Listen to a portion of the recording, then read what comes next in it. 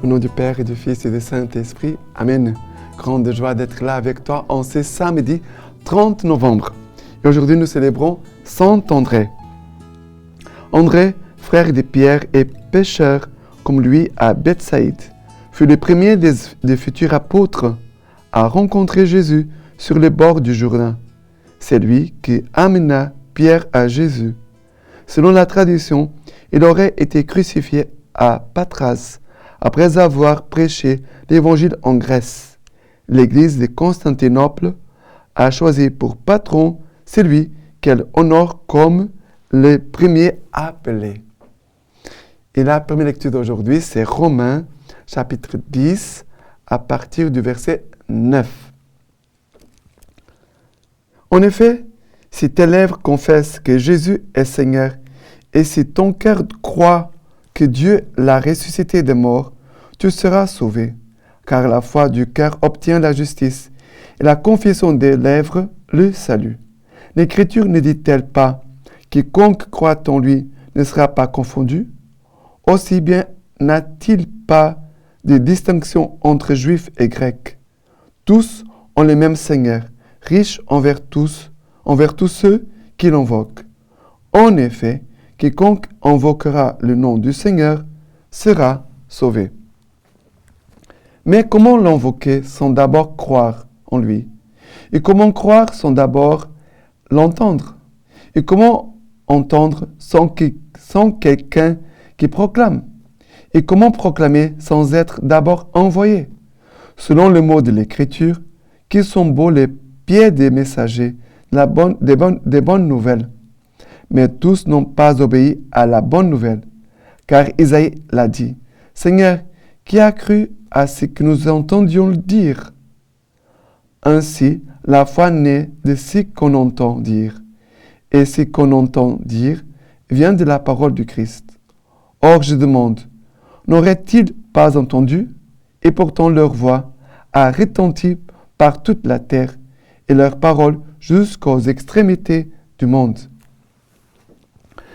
Moi, j'aime beaucoup ce passage du Romain.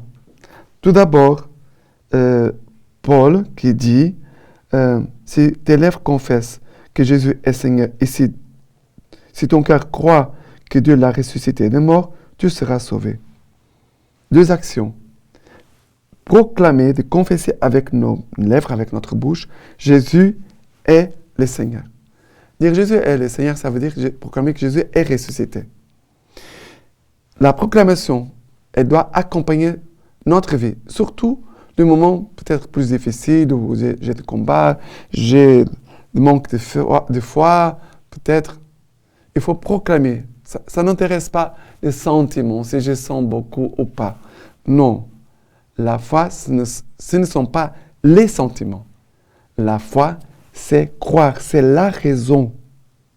Quand on proclame Jésus est Seigneur, on le proclame non pas seulement avec notre cœur. Je sens que Jésus est Seigneur. Non.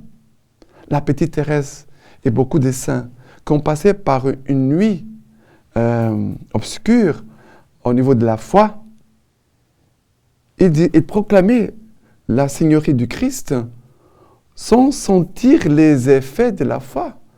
Ils n'avaient aucun sentiment de la foi, aucun goût de la foi, mais ils proclamaient.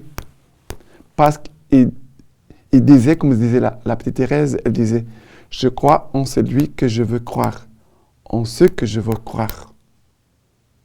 En ce que je veux croire. Ça veut dire qu'elle ne s'appuyait pas sur elle, mais elle s'appuyait sur la force de l'Église, la foi de l'Église, et elle s'appuyait sur l'action de Dieu. Première chose, proclamer avec notre bouche, et aussi de le croire dans notre cœur. Dans notre cœur. Croire. Mais ça concerne la foi. Croire. Proclamation, notre bouche, c'est notre volonté. Je proclame. Jésus est Seigneur. C'est ma volonté. Et de le croire dans notre cœur. C'est une action de notre décision, de notre vouloir. Je proclame et je crois. Il n'y a aucun théâtre ici, d'accord? C'est la vérité. C'est la force de la vérité, de la foi que nous vivons ensemble. La foi, ce n'est pas un dépôt personnel. C'est la foi, c'est que pour moi. C'est quelque chose de trop personnel. Non. La foi, c'est la foi de l'Église. Nous vivons à partir de la foi de l'Église. C'est que l'Église proclame, elle annonce. Et c'est merveilleux parce que, ici, dans la deuxième partie, Paul va dire, mais comment l'invoquer sans d'abord croire en lui? Comment croire sans d'abord entendre, écouter la parole de Dieu? Comment l'entendre sans quelqu'un qui proclame? Il faut quelqu'un qui proclame. Comment proclamer sans être d'abord envoyé par l'Église? Selon les mots de l'Écriture, qui sont beaux les pieds des messagers des bonnes nouvelles. Alors, on doit prier aujourd'hui pour que dans notre Église, des hommes et des femmes puissent se mettre debout pour dire « Je veux annoncer la bonne nouvelle » et qu'ils soient envoyés par leur paroisse, par leur curé, par leurs évêques pour témoigner, annoncer les merveilles de Dieu. Et comme ça, s'il y a quelqu'un qui proclame, il y aura ceux qui vont accueillir et qui vont croire. Mais vous voyez, si personne proclame, personne ne va croire. Et comme ça, la foi va commencer à diminuer dans le monde, dans les cœurs, dans notre Église. On doit toujours prier pour des vocations, des hommes et des femmes, des religieux, même des laïcs, qui puissent se mettre au service de l'annonce des bonnes nouvelles du Seigneur. D'accord? Le psaume d'aujourd'hui, c'est le psaume 19. Le psaume 19, à partir du verset 2. Les cieux racontent la gloire de Dieu et l'œuvre de ses mains, les firmaments l'annoncent. Le jour au jour, on publie les récits et la nuit à la nuit, transmet la connaissance. Non point récit, non point langage, nulle voix qu'on puisse entendre. Mais pour toute la terre, on ressort les lignes et les mots jusqu'aux limites du monde. Alors, si les hommes ne proclament pas les bonnes nouvelles du Seigneur, la nature proclamera. La nature, c'est déjà une symphonie de prières, de louanges, qui nous témoigne de la présence du Créateur, de notre Dieu, qui a fait tout d'une façon parfaite et qui, malheureusement, l'homme détruit. Et on voit la création qu'aujourd'hui, elle est blessée, elle est malade à cause des péchés des hommes. Mais toute la création, elle proclame les bonnes nouvelles du Seigneur. Elle proclame les grandeurs de Dieu.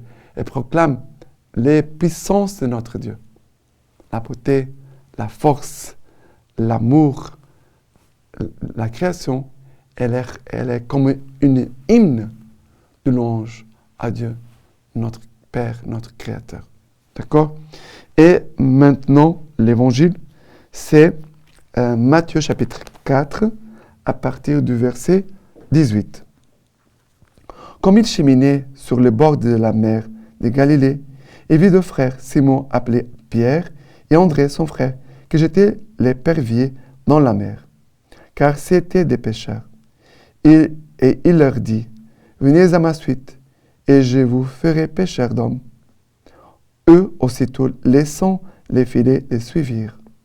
Et s'avançant plus loin, il vit deux autres frères, Jacques, fils de Zébédée, et Jean, son frère, dans leur barque, avec Zébédée, leur père, en train d'arranger leurs filets. Et il les appela. Eux, aussitôt, laissant la barque et leur père, les suivirent. Ici, c'est l'appel des 4 premiers apôtres et aussi d'André, qui est là parmi les 4 premiers. Vous voyez que Jésus appelle des pêcheurs, des hommes qui n'avaient beaucoup d'études, peut-être ne savaient même pas lire ni écrire, qui n'avaient pas beaucoup de culture, pas beaucoup de connaissances. C'était un peu de la pierre brute. Tu sais, ce n'est pas la pierre travaillée, taillée. Mais Jésus les a regardés, a vu leur cœur, leur âme. Jésus va les appeler pour faire d'eux des pêcheurs d'hommes. Avant, tu pêchais des poissons, maintenant, tu vas pêcher des âmes.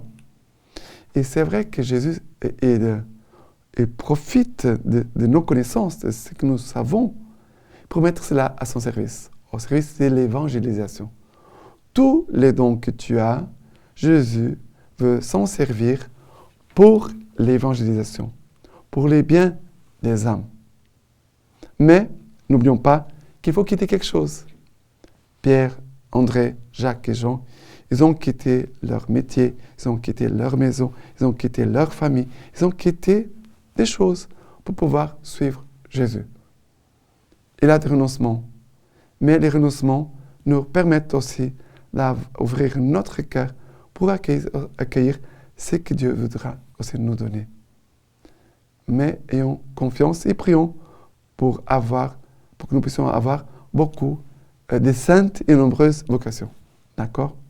Pour que la parole de Dieu puisse se faire écouter, entendre partout sur la terre, pour que les hommes puissent accueillir la bonne nouvelle, la parole de Dieu, puissent faire une rencontre avec Jésus, de recevoir l'amour de Dieu et de voir leur vie transformée et en retour, qu'ils puissent aussi proclamer l'amour de Dieu à tous les hommes. D'accord? La lecture patristique de Saint André nous dit ceci. La lecture de Saint André nous dit ceci. Homélie de Saint Jean Chrysostome. André, après avoir demeuré auprès de Jésus et avoir beaucoup appris, n'a pas gardé ses trésors pour lui. Il se hâte de courir auprès de son frère pour le faire participer au bien qu'il a reçu. Considère ce qu'il dit à son frère. Nous avons trouvé le Messie, autrement dit le Christ.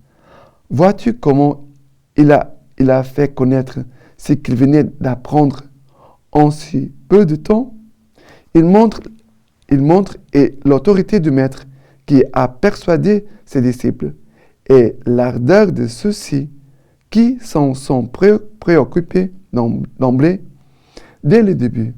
Son propos vient d'une âme qui désire avec angoisse l'avènement du Messie et qui attend son arrivée du ciel sur la terre, qui est comblée de joie de voir apparaître ce qu'elle attendait et qui se hâte de faire participer les autres à cette bonne nouvelle.